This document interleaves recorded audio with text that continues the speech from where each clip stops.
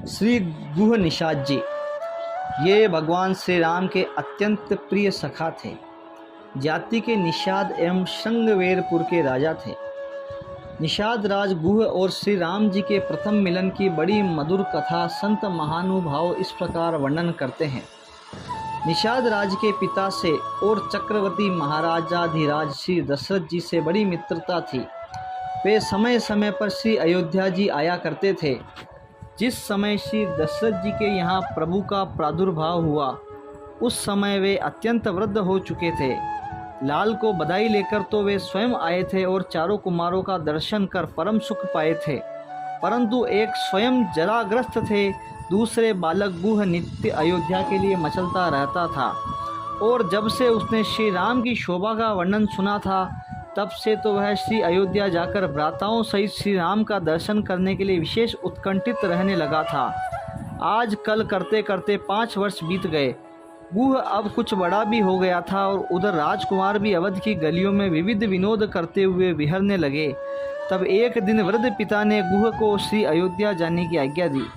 गुह के हर्ष का पारावार नहीं रहा। भेंट के लिए वन्य कंद मूल फल तथा चारों राजकुमारों के लिए 4 जोड़ी रुरु नामक मृग के चर्म से बनी हुई सुंदर पनहियाँ बगल में दबाए हुए गुह श्री अयोध्या को चल पड़े, हृदय में अनेकानेक मधुर भावनाओं को सजे हुए।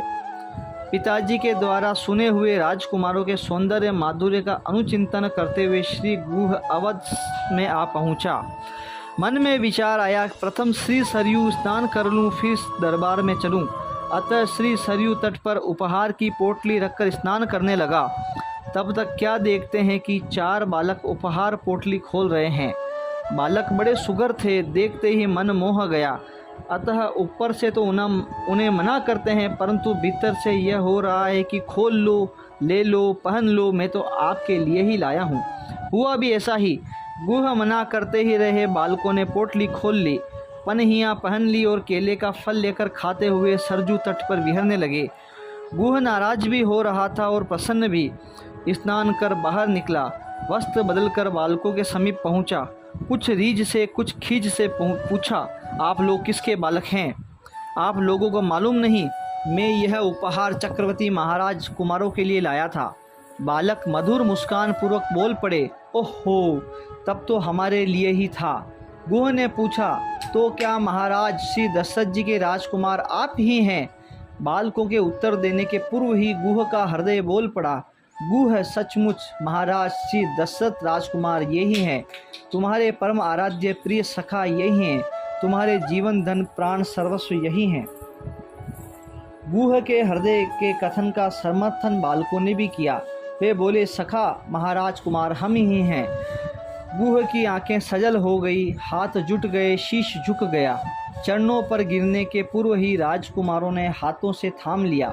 श्री राम लक्ष्मण ने दाहिना हाथ पकड़ लिया, श्री भरत शत्रुघ्न ने बायां हाथ पकड़ लिया और लिवा ले चले अपने मित्र को महल की ओर। गुह गदगद है कृपा को विचार कर। श्री चक्रवर्ती जी चकित हैं सख्य प्रेम को देखकर।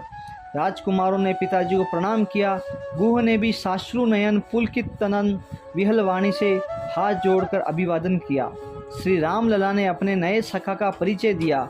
श्री दशरथ जी ने जैसे अपने पुत्रों को हृदय से लगाया, वैसे ही गुह को भी हृदय से लगा लिया।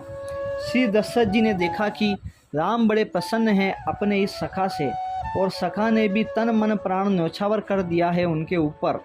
महाराज ने रोक लिया गुह को श्री अयोध्या में, और बहाना यह बनाया कि तुम यहाँ रहकर मेरे पुत्रों को धनुर्विद्या का अभ्यास कराते रहो, वन में शिकार खेलना सिखाते रहो। गुह के लिए तो मानो जन्म रंक जनु पारस पावा। सत्योपाख्यान ग्रंथ में विस्तार से राजकुमारों का गुह के साथ वन कीड़ा का प्रसंग वर्णन किया गया है, यथा जो अगली वीडियो में आपके सामने मैं बताऊंगा। जय श्री राम, धन्यवाद।